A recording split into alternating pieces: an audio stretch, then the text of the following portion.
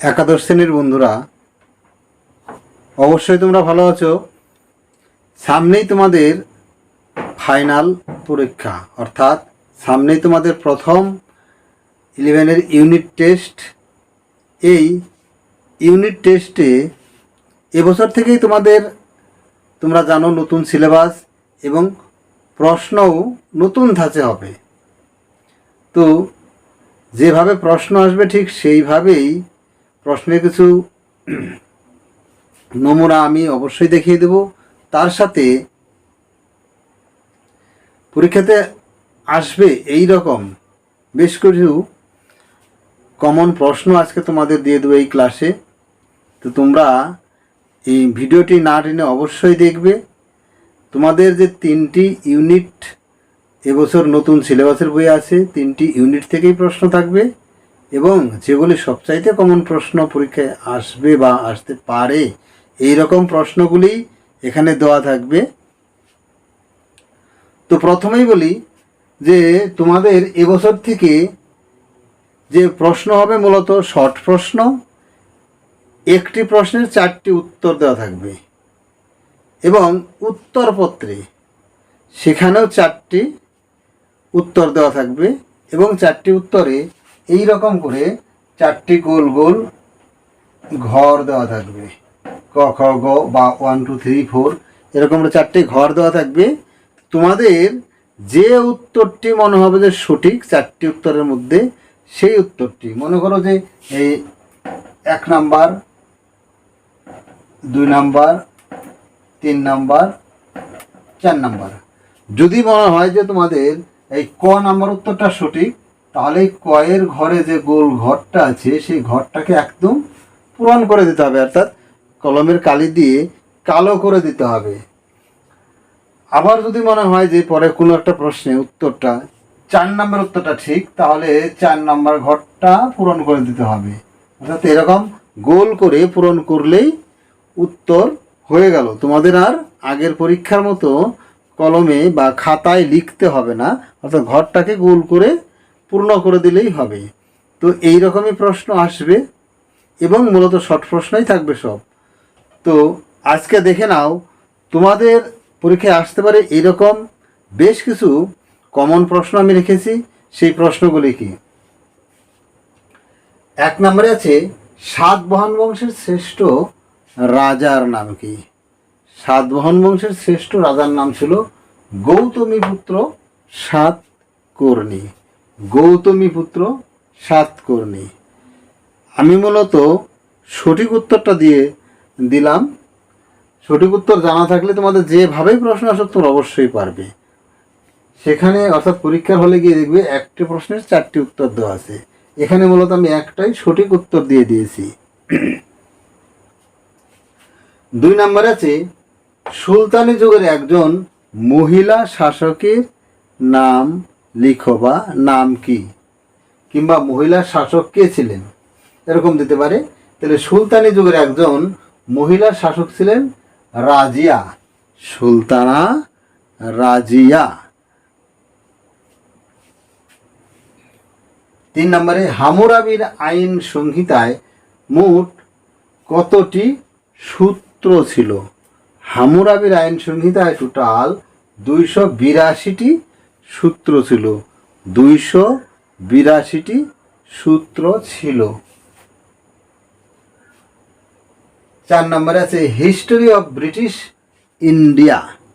History of British India গ্রন্থটি কার লেখা বা কার রচনা? এর উত্তর হবে জেমস মিল।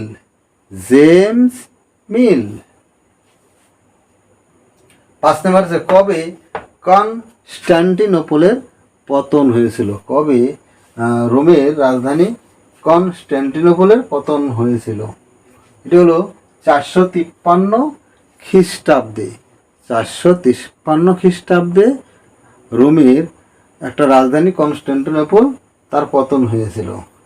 এই সময় থেকেই ইউরোপে মধ্যযুগের সূচনা হয়। এই সময় থেকেই ইউরোপে প্রাচীন যুগের সমাপ্তি এবং মধ্যযুগের সূচনা হয়। 6 নম্বর আছে শুলিকুল এর অর্থ কি? শুলিকুল এর অর্থ কি? শুলিকুলের অর্থ হলো পরধর্ম সহিষ্ণুতা। পরধর্ম সহিষ্ণুতা। এরপরে আছে তাজমহল কে নির্মাণ করেন? তাজমহল নির্মাণ করেন মুঘল সম্রাট শাহজাহান। মুঘল সম্রাট শাহজাহান তাজমহল নির্মাণ করেন। আমি আবার বলছি যে তোমাদের পরীক্ষার হলে গিয়ে দেখবে প্রত্যেকটা প্রশ্নের 4টি করে অপশান প্রশ্ন থাকবে, উত্তর থাকবে, এবং উত্তরপত্রেও তোমাদের 4টি ঘর থাকবে। সেই 4টি ঘরের যে ঘরটা তোমাদের প্রশ্নপত্রের সঠিক মনে হবে সেই ঘরটার মধ্যে গোল চিহ্ন করতে হবে কালো দিয়ে বা কলমের কালি দিয়ে, সেটাই সঠিক উত্তর হয়ে যাবে। এরপরে হলো 8 নম্বরে সূর্য সিদ্ধান্ত গ্রন্থটি কার রচনা? সূর্য সিদ্ধান্ত গ্রন্থটি আর্যভট্টের রচনা। আর্যভট্টের রচনা।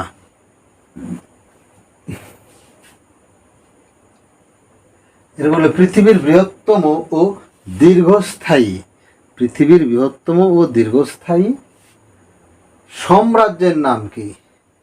এটি হবে রোমান সাম্রাজ্য। রোমান সাম্রাজ্য পৃথিবীর বৃহত্তম এবং দীর্ঘতম সাম্রাজ্য।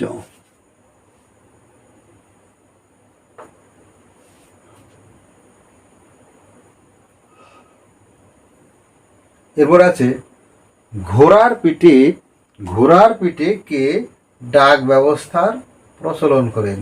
ঘোড়ার পিঠে শের শাহ ডাক ব্যবস্থার প্রচলন করেছিলেন, অর্থাৎ ঘোড়ায় করে করে ডাক অর্থাৎ চিঠিপত্র পৌঁছে দেওয়ার ব্যবস্থা করেছিলেন। কে?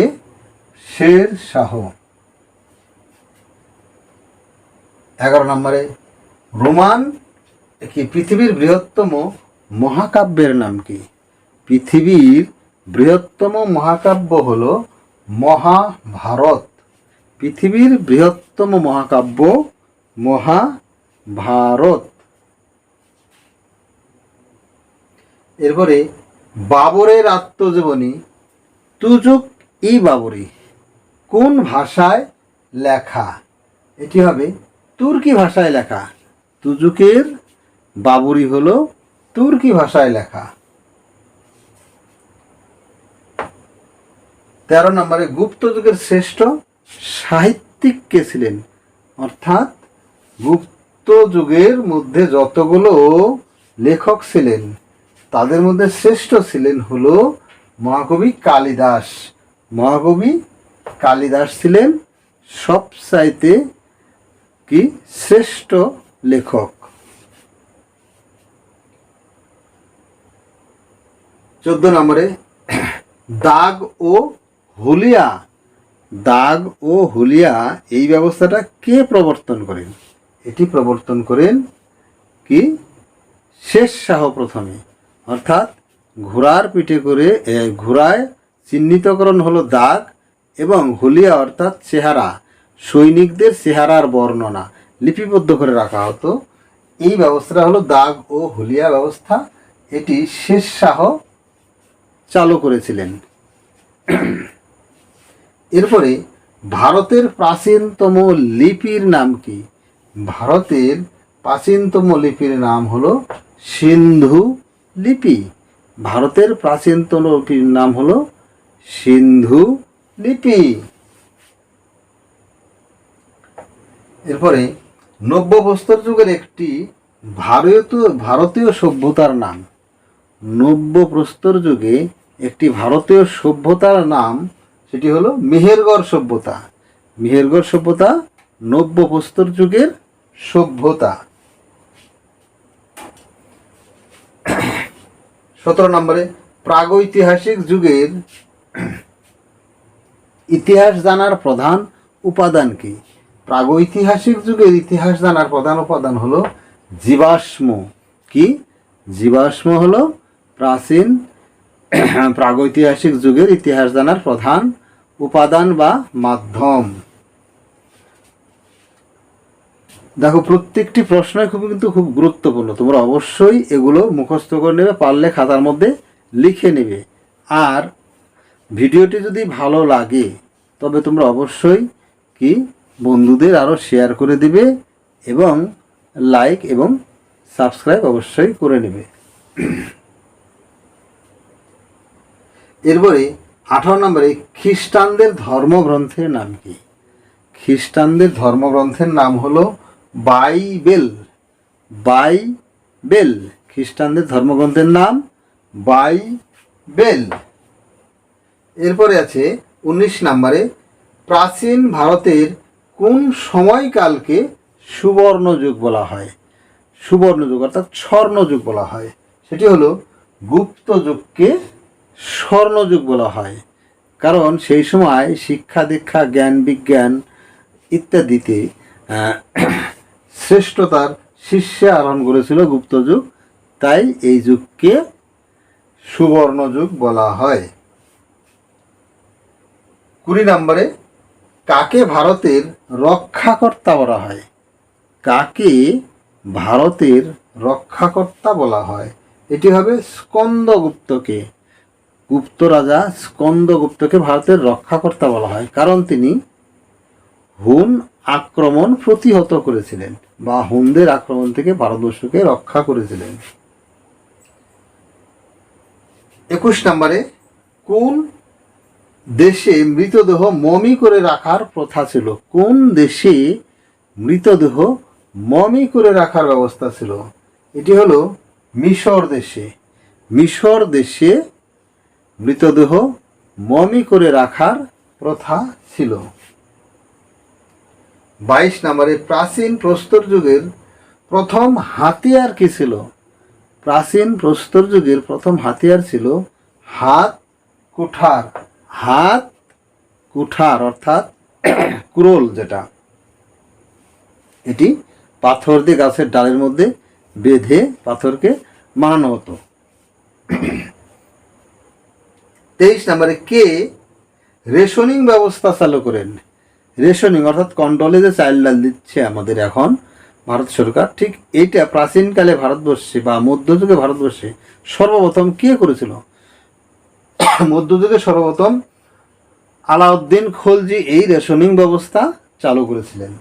আলাউদ্দিন খলজি এই রেশনিং ব্যবস্থা চালু করেছিলেন। তো আজকে তোমাদের এই 23টি খুবই গুরুত্বপূর্ণ প্রশ্নগুলি দিলাম। এখান থেকে আশা করছি অনেক প্রশ্নই পেয়ে যাবে তোমরা পরীক্ষাতে। এগুলো অবশ্যই তোমরা লিখে নেবে, খাতায় লিখে লিখে নিয়ে পরীক্ষা মুখস্থ করে নেবে। তো এরপরে আবার তোমাদের সামনে আরও ভিডিও দেব, অবশ্যই তোমরা মোবাইলে খেয়াল রাখবে। তো আজকের মতো এই পর্যন্তই, দেখা হবে নতুন ভিডিওতে। বাই।